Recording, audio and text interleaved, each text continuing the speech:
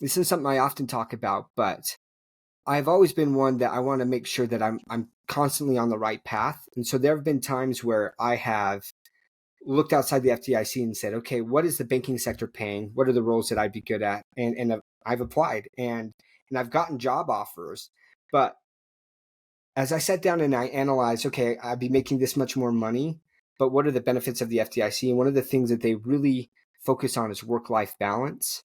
And that Mm. is so important to me, Dave. And when I look at, okay, I could be making more money here, but what are the hours that I'm going to have to be working at this institution compared to the hours I'm working here? What's the stress level here? How is that going to impact my family, my work-life balance that I have right now? And every time so far, even though I've been offered more money, I've looked at it and said, it's not all about the money for me. It really is about kind of, um, holistically, I just want to be happy in life, and making this much more money is not going to make me happy compared to the amount of time I'm going to have to take away from my family. It's not going to make me more happy.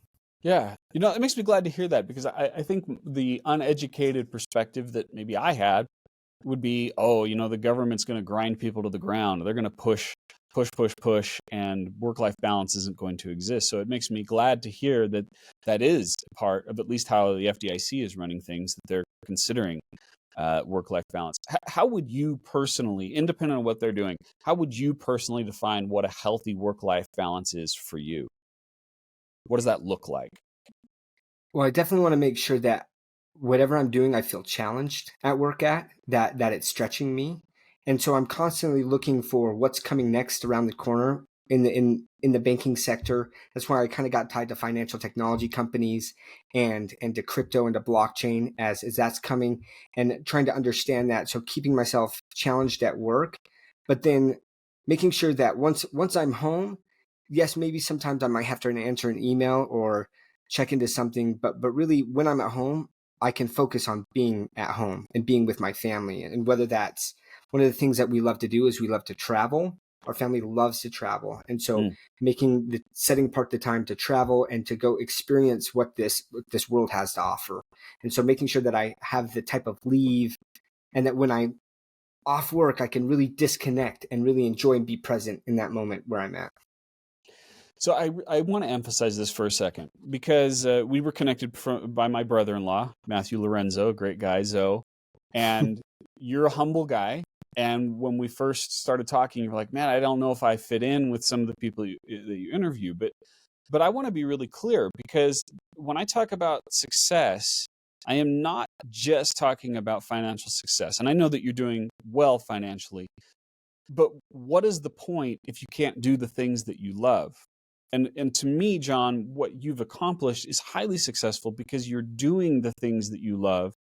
You're able to maintain that work-life balance in working in this case, a government career. So from my perspective, where I'm sitting, the fact that you make that time and you can take that time in addition to the financial stability that you have, to me, that is a very successful career and life to this point. Well, thanks, Dave. I agree.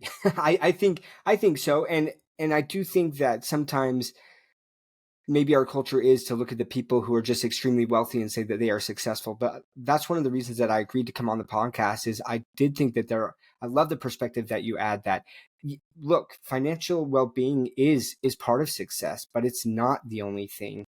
And I Yes. agree with that, because ultimately I think that we're all just trying to be happy, and what makes us happy. And for me, that is the I want to enjoy things. I love to travel, but I like to do that with the people I love. And so anytime that the opportunities come up, I'm constantly comparing that and saying, how is this going to impact what I have right now? Is it going to increase it and make it better in the short term, or is there going to be a crunch maybe in the short term, but long term, this is going to make it better? And so I'm constantly weighing those decisions to, to, to ensure that I can keep this happiness going.